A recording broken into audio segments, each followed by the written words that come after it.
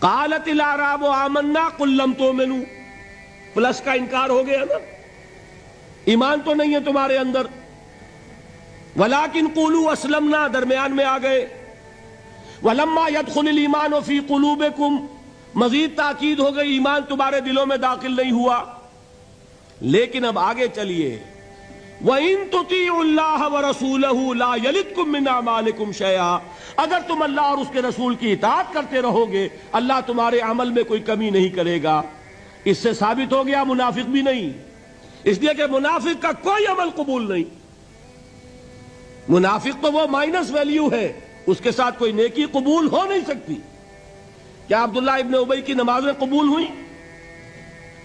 اگرچہ وہ نماز حضور کی امامت میں ادا کی جا رہی ہے، لیکن کیا اس کی نماز قبول ہو سکتی تھی؟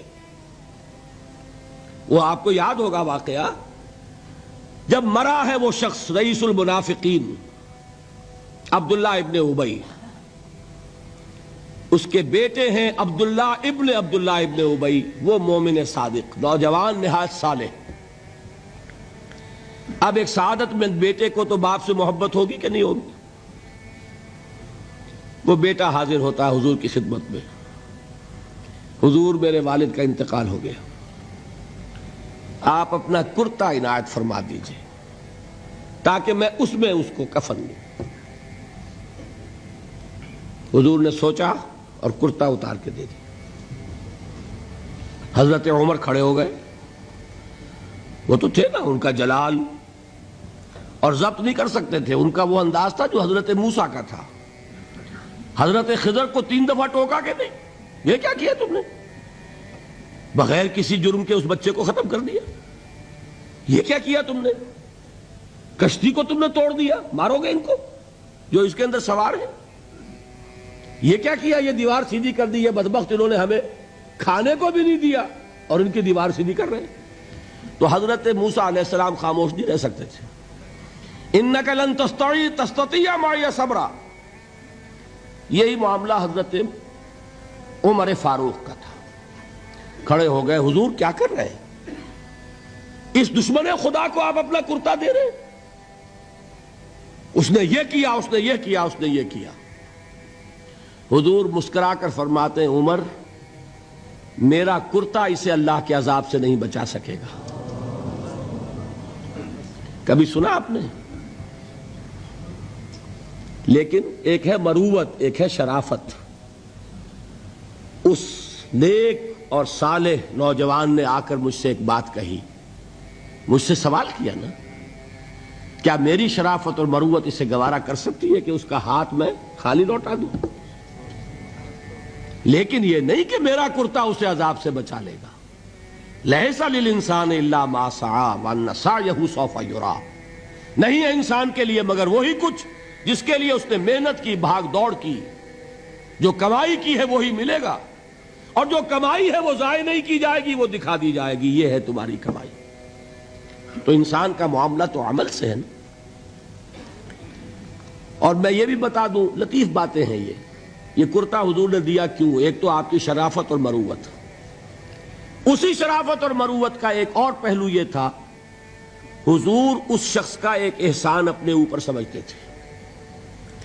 غزوہ بدر میں حضرت عباس حضور کے چچا کفار کی طرف سے آئے تھے، ایمان نہیں لائے تھے اس وقت تک، اور وہ اسیران بدر میں تھے۔ بدر کی جنگ کے بعد جو قیدی تھے ان میں عباس بھی ہیں رضی اللہ تعالی عنہ۔ ان کو پاس کرتا نہیں تھا، کرتے کی ضرورت پیش آئی، وہ طویل القامت انسان تھے۔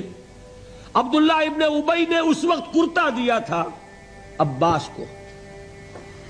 اس کو محمد الرسول اللہ اپنے اوپر ایک احسان سمجھتے تھے کہ میرے چچا کو اس شخص نے ایک وقت میں کرتا دیا تھا۔ آج در حقیقت محمد الرسول اللہ صلی اللہ علیہ وسلم نے اپنے اس احسان کا بدلہ چکایا ہے۔ بہرحال بات جو ہو رہی تھی اس کو سمجھیے، منافق اندر جو کچھ ہے وہ ہے اور اللہ جانتا ہے، اللہ کا رسول جانتا تھا لیکن اس نے اس کو چھپایا اور تاکید کر دی، جس کو بتایا بھی ایک صاحب ہے حضرت حذیفہ ابن یمان، کچھ منافقوں کے نام بتا دیے تھے آپ نے یہ میں واقعہ آپ کو پورا سناؤں گا جبکہ نفاق پر گفتگو ہوگی، لیکن ساتھ ہی کہہ دیا تھا دیکھنا کسی کو بتانا نہیں، یہ میرا راز ہے تمہارے پاس۔ اب لوگ ان سے پوچھتے بھی تھے، وہ بتاتے نہیں تھے۔ ان کا نام پڑ گیا صاحب و سر نبی، یہ نبی کے رازدان ہیں، ان کے پاس نبی کا ایک راز ہے، وہ راز ہی رہا۔